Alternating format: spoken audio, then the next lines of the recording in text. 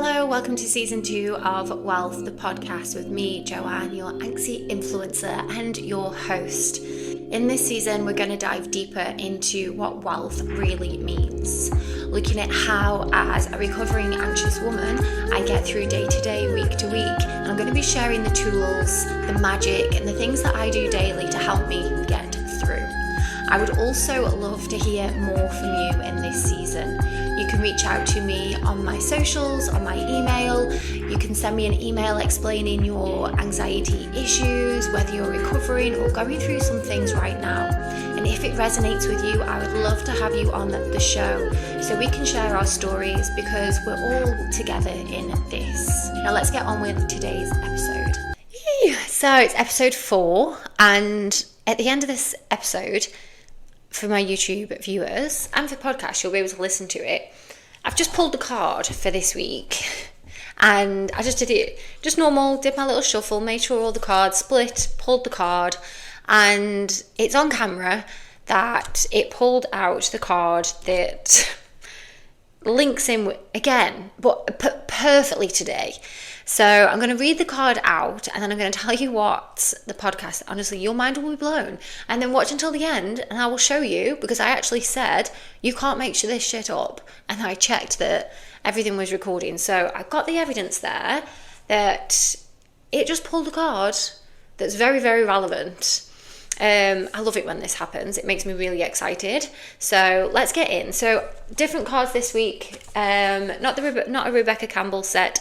This is my messages from your animal spirit guides oracle cards. And the animal that we pulled is an octopus. The small information is practice shape shifting by altering your physical appearance and mannerisms. To become adept at shape-shifting, it's necessary to remain flexible and resilient and be willing to practice different identities by altering your way of dressing, your hairstyle, your demeanor, and your mannerisms. Particularly focus on your body language and voice qualities. Experiment by first making small changes in any of these aspects and watch what happens. You can also become skilled in modifying your aura, the energy field around you, by intentionally contracting and expanding it. When you practice these things, sometimes even your friends won't recognize you. You can even get so good at camouflage that you become invisible to others. Everyone has numerous personas through which they operate, and you are no different. It's a matter of being conscious of those personas and modifying them through the art of shape-shifting, just like actors do. Study other people and notice their mannerisms, clothing, style, and how they walk and carry themselves. Observe animals and their behaviors and try to mimic them. Developing this ability can help you more readily adapt to the various situations you encounter, thus enabling you to deal with them more effectively. Let yourself be an actor in your everyday life and have fun with it. Just remember who you are at the core. Sorry, Ted's trying to get my attention. He's on the bed and I think he wants to come down. So the reason why I got a little bit excited then about the card, the octopus card, because it mentions shape-shifting, it mentions appearance, camouflage. Sometimes you can become invisible to people, become adept at shape-shifting, remain flexible and resilient, practice different identities by altering your way of dressing, your hairstyle. So the podcast I've planned is a podcast where I'm going to open up and share and dive deep into the pressures that women have on themselves every single day in regards to their appearance, aging, fashion, makeup, hair, the way that we're meant to look, fitness, all of the above. And I want to dive deep into how that can change for us, and it does change as we age. I think we may put more pressure on ourselves as we age. Obviously, I'm talking to the millennials here. I can't speak on behalf of Gen Z.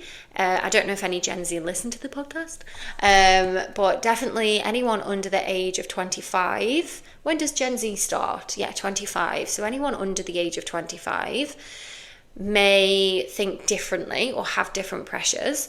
But I'm going to go deep. I'm going to go back 100 years. Now, I know no one listening to this is that old, but it's really interesting to compare and contrast the expectations and how societal expectations have changed for women.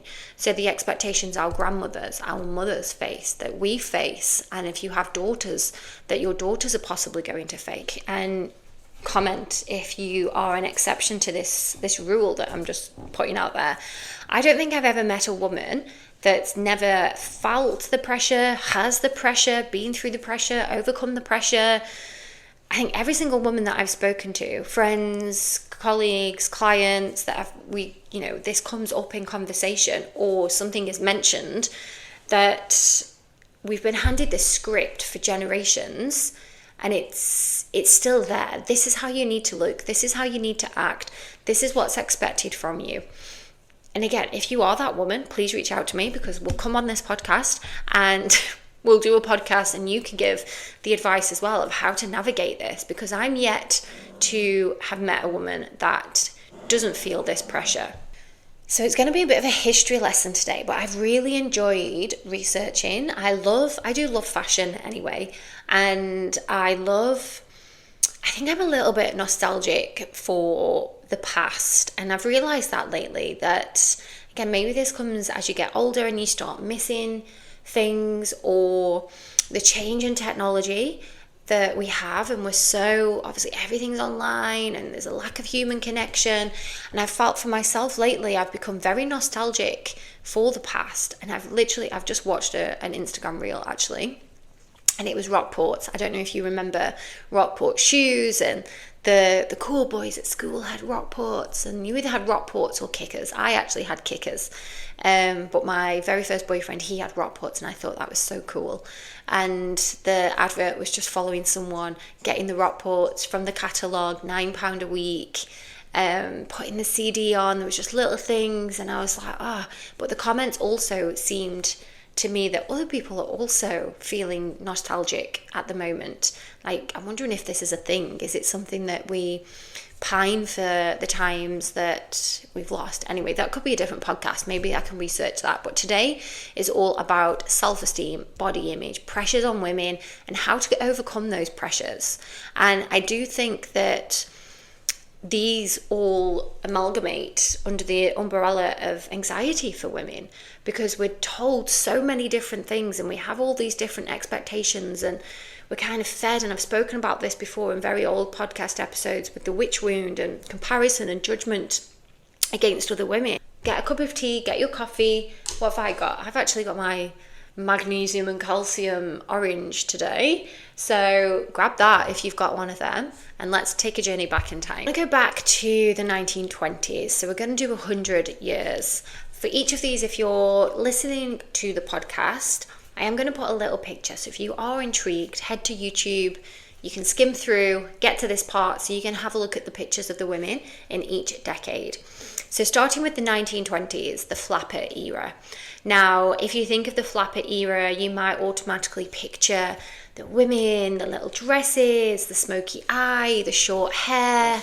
Now, these things were very much an act of rebellion in the 1920s. So the hemlines got shorter.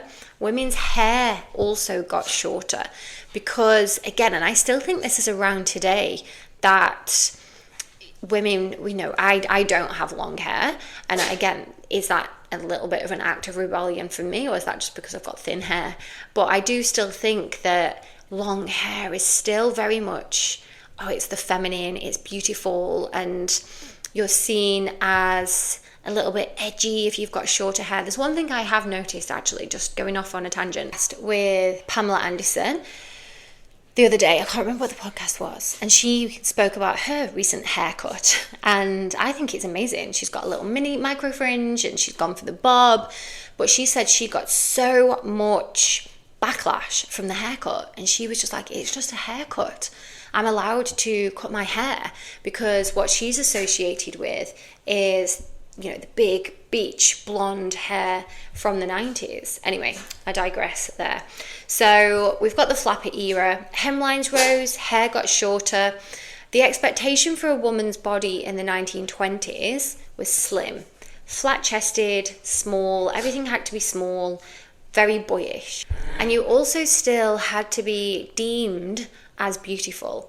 So when you look at pictures from the 1920s that, they've got the makeup, they've got the hair done, and yes, there's a rebellion compared to previous decades of, showing the leg, hemlines rising, a little bit more makeup than they did before, chopping off all of their hair, all of those things seen as anti-feminine, but at the same time very much keeping in with you still need to look feminine.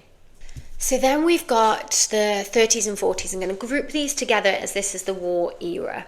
So we had the flapper era, fun, flirty, short hair, women were going out, Charleston, it was that era, bold makeup, bright red lip, dark smoky eye, slim figure. Then we hit the war era, and it changed from celebrating women being these small, dainty creatures with a flat chest and, small body, everything slim, to actually celebrating women for being strong. Obviously, the men were out at war, and the women at home were expected to hold the fort. They took to the factories. They started to have these jobs that were seen as men's jobs, but now women were doing them because the men weren't there. The women were holding down the fort, working in the factories. So in regards to fashion, trousers. Women before the war era didn't really wear trousers. It was seen as a big no-no. You probably wouldn't have seen many women in trousers even during the 1920s. Definitely not before that. So it was kind of allowed, in inverted commas there, that women could now put on the trousers, that women could wear the trousers because the men weren't there. And they needed this. It was for practical reasons. Like I've said, they're in the factories, working the machinery, holding down the fort in the country. Skirts became narrower. And of course, because it was during the war, the cloth became thicker, and it was more about how long can we make this last rather than how good does this look. What was introduced during the 30s and 40s was shoulder pads. And again, that was kind of highlighting, or not highlighting, what's the word? That was celebrating more of a strong silhouette compared to the decade before. Hair went up because women were working on machines. We had what they were called the victory rolls to keep the hair tidy and out of place. But it was also expected that women would still wear makeup, and a strong lip was still very popular. And it was said to wear the lip to keep up morale, to keep spirits high. So when the soldiers did come home, they would have this beautiful woman with a bright red lip to go home to. And everything here was about for when the men came home. So yes, a stronger, more athletic figure became acceptable compared to the flapper era. But this was, again, to be in line in a feminine way. So still expected to wear, yes, they wore trousers because they were working, but still expected to be feminine while they were doing this. So the red lip, the perfect hair. Think about those posters, with the one where there's the woman rolling a sleeve up and she's, what does it say? Did I write this down? No, I didn't write this down. But you will know she's got a red top on, she's got a little thing, scarf in her hair, and she's got her sleeves rolled up, and she's, women, we can do this sort of thing. And that was celebrated as well. So women being strong. And this was also the era for the curvier pin-up as well. So when you see pictures of women from this time, that yes, they do have those curves, but again, it's really accentuating their bottom. Think Marilyn Monroe as well. So she was just past this era, but this was when this all started to come in. And the thing with this era as well, the war era, is the women did hold down the fort. Of course, millions and millions of men lost their lives. But once the war was over, it was very much expected of women then to take off the trousers and put their apron back on and go back to working in the home. So it was a very difficult time for women psychologically, as they had also taken part in the war effort in a very different way, but also a very important way. And it was then kind of, right, the men are back, so off you go back to the kitchen and make sandwiches. So then we go to the 1950s. So I know I've just mentioned Marilyn Monroe, but I think if you picture Marilyn, this is a nice summary of what the expectation was in the 1950s. So, house goddess of the home, look amazing, clean the house, feed the children, don't go to work, but you still need to have this very feminine figure, look amazing for when your husband gets home, perfectly set hair, the apron. So it's gone from working in the factories and wearing trousers and the shoulder pads and that very strong look to not quite back to the very boyish and girly 1920s, more of a little bit in the middle of strong curves but feminine at the same time. This is where post-war, the beauty industry, I didn't really see much of the beauty industry when I was doing my research, but the beauty, grooming, makeup, hair, face masks, all of those things started to drip in. Of course, they existed before. During the war, you would have women who would use their eyeliner to draw the what do you call it? Oh, I've forgotten the word. There's a line that goes up the back of your tights. So in those days, that's where the tights joined together. Not like we have tights now. You can buy these tights now, more of a fashion thing. But the hem, is it the hemline? Anyway, they would use their eyeliner to draw the hemline on the back of their legs, so it looked like they were wearing these expensive tights because no one could afford it in the war. And they would be inventive over the makeup that they would use, but everything was rationed. Everything had to last them a while. So, spending money on makeup and face masks and all of those things that are not a necessity kind of took a back seat. So then in the 50s, the beauty industry really took hold. And this is where we would see that, the makeup, the hair, but everything was for your man. Everything was to make sure that you were this perfect vision of housewife, beauty, model, mother, all of the things wrapped into one. So the 60s leading into the 70s, think Twiggy. I'll put a picture of Twiggy. I actually have a couple of Twiggy books down here because I love this era. But again, the 60s steals ideas from the 20s. So it's going back to that very small and possibly slim figure. No boobs, no bum. So you've come out with the 50s where you're expected to be curvy, and then you're now into the 60s where you're expecting now to be slim. Hemlines again got shorter. The 60s was when the pill was introduced. So we also had this liberation of freedom. Well, now we know that's very different, but freedom that women were able to take control of their own sex lives. And it was leading then into the hippie movement and the peace and love of the 70s. So think 60s vision Twiggy. And again, we've got that short hair, bold eyes, small facial features, very elf-like. And I just want you to pin the elf-like because that does come back.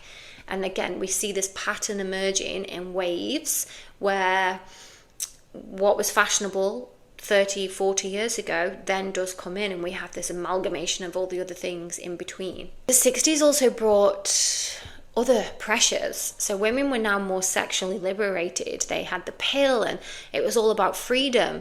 But with those pressures, they were still expected to stay slim, look a certain way, have the perfect hair, have perfect makeup, have their hemline a certain way. These bold colours also came out, and it was the rise of feminism. Women do have this newfound power, but at the same time, I feel like when I've done the research here, it was more of, I'm going to dangle this carrot of power in front of women, but we still want you to look and act a certain way. There was still very much a gender gap in the outside world. I know today we're just focusing on the look and how this would have affected women, but this is where the trend of, maybe women going to work and leaving the home, but again, that was also seen as an act of rebellion there. And then this sense of rebellion with women went into the 70s. So hair became longer again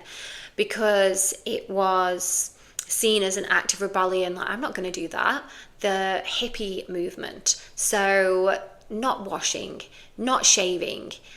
So I forgot to mention shaving actually. So shaving did also start in around the 1920s.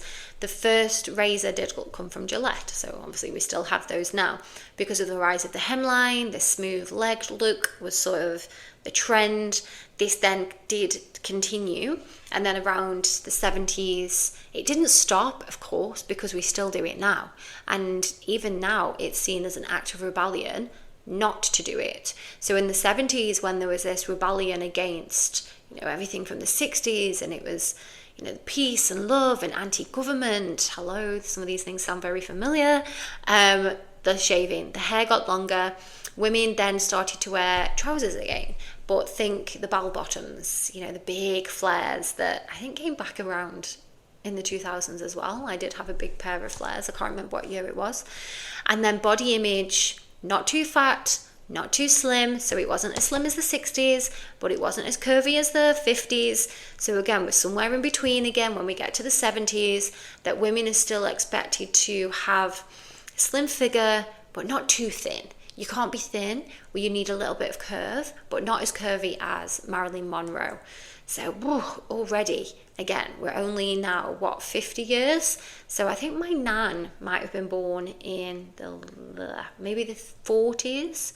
So if I think from my nan being a little girl during the war, and then coming out of the war, get into the 50s with the short hemlines and then the trousers, and straight away just thinking of your grandmother and the expectations that your grandmother would have faced. And then we've got all the other decades to go until we get to modern day. We move from the 70s to the 80s. So most of you listening to this will be born in the 80s. I'm an 80s baby, and obviously we were kids, so we think of our mums here. But this is where women started to work out, and it was athletic, it was toned. Think your Jane Fondas, your spandex, your lycra, and the shoulder pads came back from the war era because women were going back into the office, and it was the superwoman, the career woman, that women could have it all. Hair got bigger, makeup got bolder, and even the change in music here as well. We went from the disco in the 70s to then this synth, I can't say it, synth. I was trying to say this, we were watching something the other day, there was robotic synths, and I kept saying it wrong. Synthesizers might be better for me to say. But then we have the synth music of the 80s. And if you imagine in your head now, so the disco and the night fever from the 1970s to the we are always dancing in the kitchen at parties from the 80s. Very different vibe musically. And this is where you can see a huge difference. If you imagine just a fancy dress party, come dressed from a decade, and we will know from just how people are dressed and the way that they look, so what decade they're from. And it's not as smooth. I think for men it's a little bit smoother, but I can't comment. But I don't think over every 10 years there's an expectation for men to be slim and then curvy and then slim, but not as slim as 20 years previous, but then slim again. But now you need to be athletic. So in the 1980s, it was all about being athletic, looking athletic, getting yourself to aerobics, step, all of the things. And in the 1980s, there was still the pressure for women to be mothers, go to work, look good. And our self-esteem then also took a hit, because self-esteem really then started to focus on how you looked. And it was very much keeping up with the Joneses. And we also started to see a change in technology, again, not necessarily linked to self-esteem, but that feeling of needing to have, and when you don't have, you're not as good as. This didn't really exist as much until around the 1980s. So the 60s and 70s, yes, of course that would have been around, especially for housewives, and there's always that element of competition. Going back to the witch wound, hundreds and hundreds of years ago, this element of competition is always there with women. But in the 80s, this really did start to peak, which then leads us into the 90s, so the era that I grew up. So this is where, again, most of you listening to this will probably remember being a little girl in the 90s and the expectations that we would see. So I'm going to ask you the question, because this question, we've lived through two different answers. So when we were growing up, if our mum asked us, does my bum look big in this? We would say no, because it wasn't a good thing to have your bum look big. However, when somebody asks you that now, if you ask your daughter, does my bum look big in this? You probably want your daughter to say yes. And we've grown through that. So the 90s, I just think Kate Moss. Everything Kate Moss. But again, we've got that elf figure. So not quite as skinny as Twiggy. Not quite as boyish as the 1920s.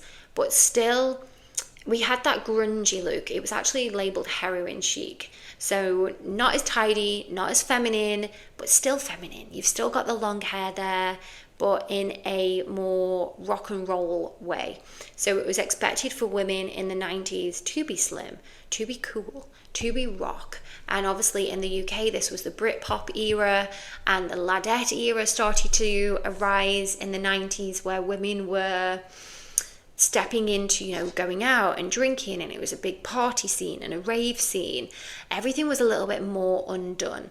So the expectations were not lower, but they were just different than, so compare a woman in the 90s, a little bit more scruffy looking, hair undone, not tied back, to the look of a woman in the 50s that would not have left the house with her hair just loose, just wash your hair and leave the house. That would not have happened in the 50s.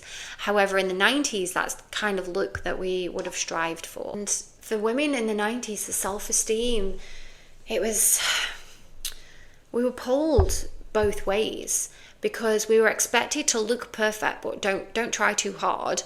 So you need to be beautiful, but you need to be cool about it. You need to look good, but not like you've actually tried. So it was this kind of push and pull of, okay, so I've still got these expectations to look beautiful, but I can't look like I've tried. So I can't look like I've, put makeup on and I look good in regards to like Marilyn Monroe and glam, but I can't just look like, I can't be scruffy. So there was this like middle ground there. And of course, in the 90s as well, we did have the Spice Girls. And I remember that Jerry, Ginger Spice, was the curvy one. When you look back, she was not curvy, but she was seen as the bigger Spice Girl. How crazy. And if you can't picture, just Google, just have a look at Jerry compared to today's standards. And we were told then that Jerry was the curvy one. And I've seen interviews with Jerry Halliwell where she talks about that. And it's crazy. It is so crazy, because there was this expectation again to be slim, but also cool about it. Episode is bringing you a little bit more wealth. Please don't forget to like, subscribe, leave a comment. This allows other people, other women who need to hear these stories, find me. And again, if you have a story to share, please reach out to me on my email, joannewealth@gmail.com, or you can reach out to me on my Instagram, joanne_wealth. I would love to have you on the show, or you can just type up and stay anonymous so we can share these stories with each other. Now let's get on with today's episode. So the 2000s. So this is where I think as a teenager, where my fashion probably started. Yes, I was alive in the 80s and 90s, but I didn't really care.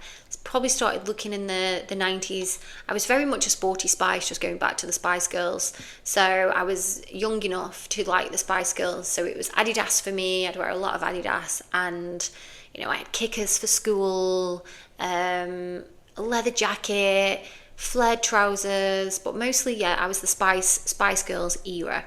So of course I knew Kate Moss, but because I was on the younger side, I was more Spice Girls than Kate Moss. Although I did like Kate Moss, especially getting into the 2000s. But that's my own story. But I was more Spice Girls. So the Adidas, and then going into the 2000s is when we had Britney Spears, Christina Aguilera. The Spice Girls were still around, but I think I had grown out of the Spice Girls by then, and went into more, I can't remember. I think this is when I started to maybe follow Kate Moss a little bit more. But then with the Britney and Christina, we had the low-rise trousers, flat stomach, boobs were in fashion. So I had no boobs. So suddenly you were seeing women with boob jobs. And, you'd have, I know Pamela Anderson was more 90s and Baywatch, but early 2000s, and this is where boobs and plastic surgery started to come in. So we'd gone from this waif, this Alfin look from Kate Moss to, oh, now you're meant to have boobs. So women started to have boob implants. And this was when, the rise of everything that we see today. And I can remember not rushing home. I didn't rush home to watch it. It was, what was it called? There was a program, it was on Channel 4 late at night, and I would have to sneak it on because I wasn't allowed to watch it. It was after the watershed. It was probably at 10 o'clock at night. My mum was very strict, and she'd come up and check that we didn't have the TV on. Eurotrash. It was called Eurotrash, and there was a woman on Eurotrash, and the next day we'd all go to school and be like, oh my God, did you see her? And she would have, let me just find out her name. So I've just Googled, so Lola Ferrari, there was also Melinda Messenger, who again, both of these blonde, bombshell, big boobs. But I remember going to school and we would talk about Lola Ferrari. I'll pop a picture of Lola Ferrari on here. Let me just get one here so I can, her boobs are big. However, I remember going to school and we would talk about, things that she was doing and the look of her. When you look at her now, she is not as shocking. She is not as shocking as, it's so weird to see, actually. Sorry, I should have Googled her while I was, but I didn't plan it. So she died in the year 2000. I think she died from too much plastic surgery. So she did have the world's biggest boobs then, but her face, and I remember thinking she had gigantic lips, but she actually doesn't compared to today's standards. So just live here on air as I'm recording, this is just popping into me, how crazy it is and the expectations on women. So sorry, I went off on a tangent then. I told you this was interesting. I really loved researching this. And this is when the paparazzi culture also came about. So it went from, Kate Moss was in the papers, the Spice Girls were in the papers, but during the 2000s, the early 2000s, mid 2000s, this is where the paparazzi were just really at it for women. And I remember the circle of shame in magazines where they would circle cellulite. If women were too fat, if women were too thin, if they'd put a little bit of weight on, there would be a woman would have had a baby and then gone to the beach and there'd be a picture of her and they'd be circling something on there. And it was the paparazzi's job in those days to go out and snap women looking their worst. Think Lindsay Lohan and Paris, and they'd just be going out partying. Now, who looks perfect when they've been out partying all night? But they would get the picture. And that obviously then filters down to us, young women, that, we don't want to look like that. So these pressures then started to mount. So pre-social media, it came from the paparazzi. And then there's no real going back from that. So we had to look perfect. We had to look put together. We had to have big boobs and a flat stomach. We had to be able to wear our Miss 60 jeans, and not be falling out of them. Otherwise, we'd be circle of shame in the newspaper. Well, we wouldn't, but that's how it made us feel, that we had to look this certain way. And I remember being, how old would I have been? Maybe 2005, let's say. And going on holiday to Faliraki, might have been a bit later, and having a little beer belly. Now, when I look back at the picture, I didn't have a beer belly, but I was so stressed about this beer belly that I had imagined on myself, and I'd worn an outfit that was below the belly button. Now, that's not, I don't know how Christina Aguilera and Britney Spears actually wore those below their belly button, might be the shape, but I never had that flat tummy because I've got organs in there. But I remember being so paranoid about this little tiny beer belly that I thought I had. And again, that pressure would have come from society, from paparazzi, from these circle of shame. The 2000s and come into the 2010s, so more recent, and we had the rise of the Kardashian. So we've gone from, let's just go back over the 90s, the 2000s. So the 90s, Kate Moss, 2000s, flat tummy but boobs of Britney, Christina, into 2010, big boobs, small waist, and now the bum comes into it. So bum hasn't been but the bum hasn't been around since the 1950s. Now the bum is back. So we also need to look toned. So it's high-waisted to make the bum look bigger and the boobs look bigger. We've got social media now, so everything needs to be Instagram worthy. So it's not just throwing something together like in the 1990s. You've got to look put together. You've got to look what I wore today. What's that? OOTD? Outfit of the day? Outfit? Oh, I don't know. Anyway, you know what I'm trying to say. And this is also when being surgically enhanced became more normal. So it was normal before, but you maybe wouldn't tell somebody if you'd had a boob job, or people would have it done and it wouldn't be plastered all over. I can't remember the name of the lady. She was in Men Behaving Badly. I remember she had her lips done and she was all over the papers because she had a trout pout. Like, how awful that they snapped her after the day that she'd had lip fillers. And then Leslie, I can't remember her name, but the trout pout. When I'm editing, I'll put a picture of her, so I'll put the front page, because that always sticks in my mind as well. And now, I remember watching a Towie episode, and these girls just had their lips done on Towie.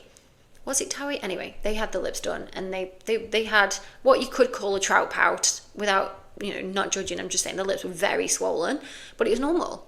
And that wouldn't have been a story, because it's like, yeah, so what? Everyone's got those lips now on Instagram.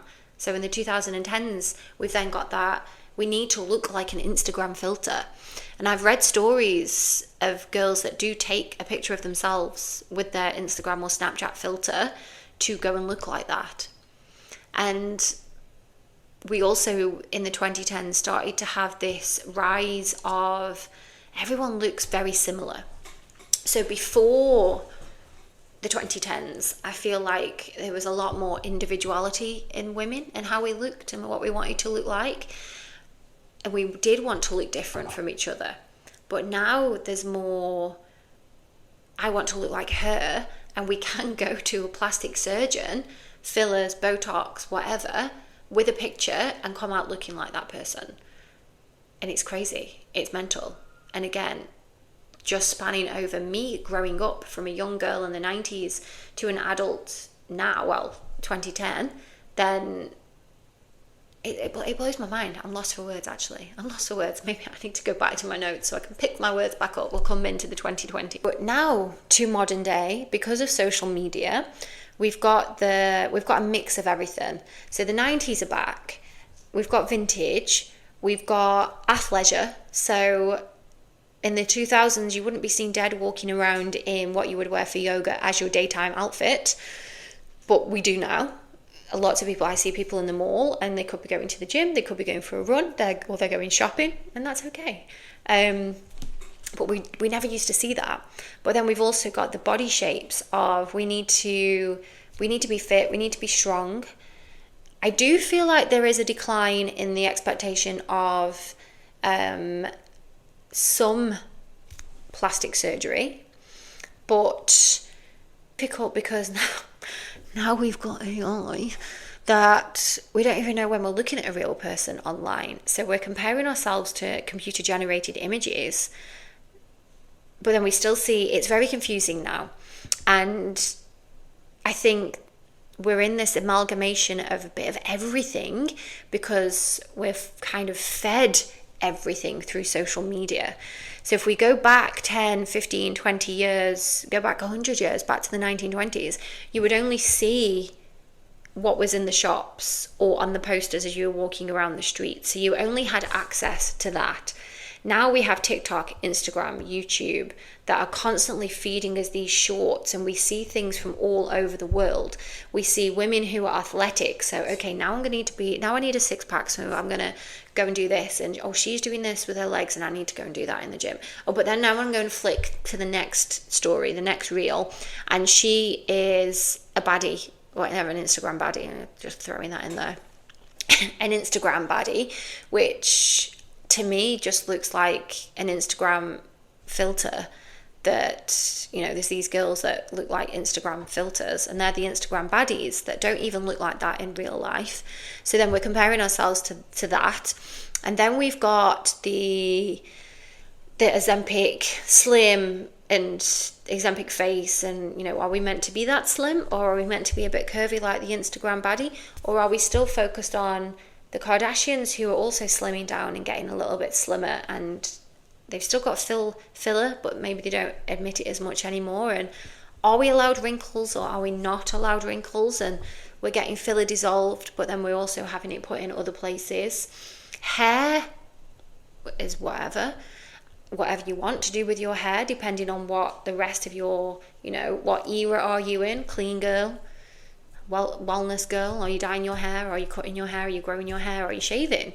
Like, oh God, it is a minefield. The noise is constant. And I feel like even though I've got all this planned out, written in front of me in my little notes, that it's stressing me out. Because then we've also got spiritual girl that I didn't even mention then. We've got the spiritual girl aesthetic that is a little bit of 70s, maybe, hippie. I think I need a drink. So, what can we do after all of that? First of all, thank you for coming back 100 years with me. I really enjoyed that. So what can we do? How do we take control of the narrative? Now, I can speak for myself in saying that it's impossible to change the way that everyone else thinks. It's impossible to change the internet.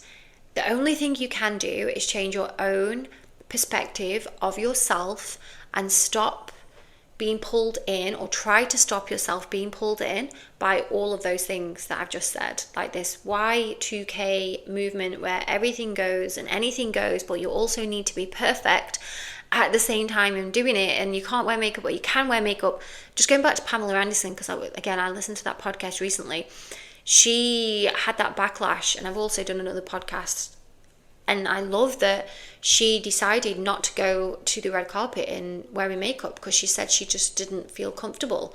Now, for today's podcast, I have done nothing to myself. I've washed my hair, I've brushed my teeth, but I normally would put on a little bit of blusher, a bit of concealer, but I haven't today in honor of this podcast, in honor of knowing that millions of people are going to watch this one day.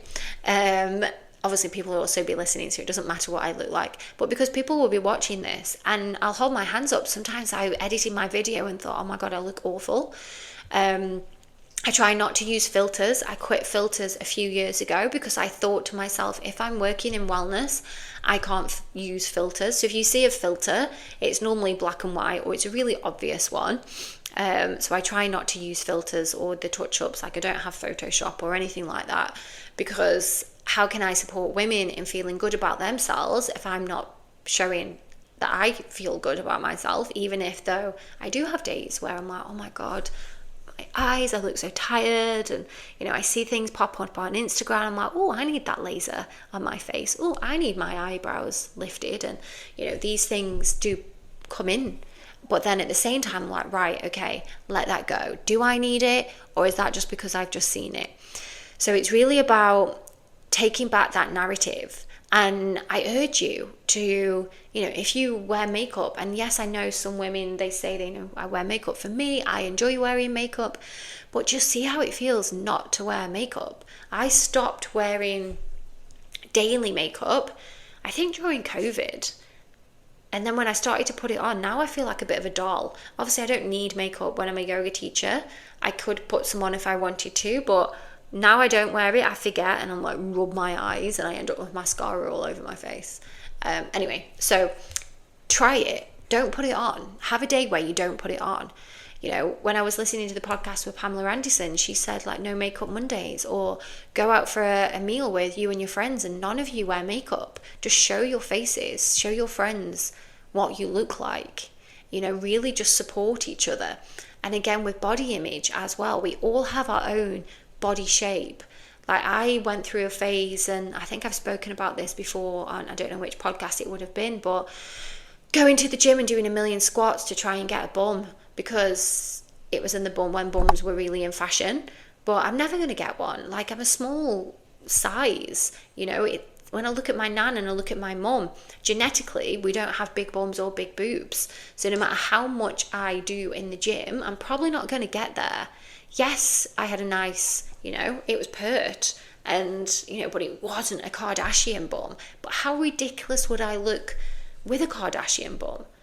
And you see women walking around, and I don't know if this might just be where I live, that there are a lot of bum implants, and I just want to give them a hug and say, you don't need that. You're beautiful. You've got a beautiful face, and let's take out the bum implants. Let's just take the bum implants out. But if it makes you happy, who am I to comment? Because some people would say to me, I don't know, they don't like my hair, or you should put makeup on. Things that we all have, but instead we should really be holding each other up. I've gone off on another tangent there. So how do we rebel? Let me just go back to this. And it's not about looking in the mirror and loving what you see every single day, because that's difficult, and we change every single day. We've got hormones that change our bodies, and some days we will enjoy what we see more than others. The real act of rebellion is actually seeing that your self-worth is not based on the size of your boobs, the size of your bum, how good you are at doing makeup, whether you've got eye wrinkles, forehead wrinkles, eye bags, big lip, big cheeks, strong jawline, no saggy neck. I'm just going to reel through some of the things that think about: flat tummy, long legs. What else? No hairs on the legs, no hairy arms, no hair on your private parts. None of those things actually matter. Your self-worth is how much you love yourself regardless of all of those things. Your value beyond your appearance. It's knowing that you are kind, loyal, a good mother, a good wife, a good friend. You are intelligent. You do amazing things for charities. You look after your friends' children. You can keep people from, I was going to say keep secrets, but that sounded a little bit like you can keep secrets, but you can keep, you're loyal to your friends. They can tell you things, and you're not a gossip. That's what I'm trying to get a point across there, because that is a good trait. You're trustworthy, confident. These are all more important than the size of your lips. It's about learning to say no when you don't want to do something. It's about being there for other people when they need help. It's about speaking your truth when you need to speak your truth. All of these things are a lot more important than putting all of our value on the way that we look. Do I become more confident? And what surgeries do I need? It's more, how do I stop giving my power away to other people's expectation? So I would love to hear from you in the comments about our 100-year journey today. I know I got a bit excited at times, but that is this podcast. Just going back to, it's real, it's raw. This is my version of my podcast. I try not to compare and judge myself against others, because that is what I want to put out there for you guys who are listening. Anyway, please reach out to me. Let me know in the comments. I have a few emails from listeners ready to go for upcoming episodes. So if you have a question, if you have something you'd like me to share or talk about, drop me an email, and I'll speak to you soon.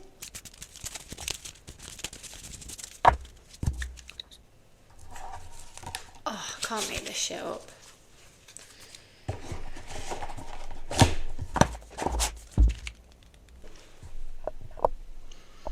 Much for listening to today's episode. I just want to end by reminding you that wealth really isn't about having money in the bank. It's about feeling at home in your mind, your body, and your soul. And don't forget, if you do have your own story to share, you can email me, joannewealth@gmail.com. You can reach out to me on Instagram, joanne_wealth. I'd love to have you on the show, or just share your story with me, and I will share it to the other women that need to hear. Don't forget to like and subscribe. Every single one of those means the world to me. Before I forget, podcast goes live every single Friday on your favourite podcast streaming website and over on YouTube if you prefer to watch. And every Wednesday on YouTube you'll find my Wealth Live vlog, where I just share my day to day. So if you're nosy like me and you want to know how I navigate through life, that's where you want to be on Wednesday.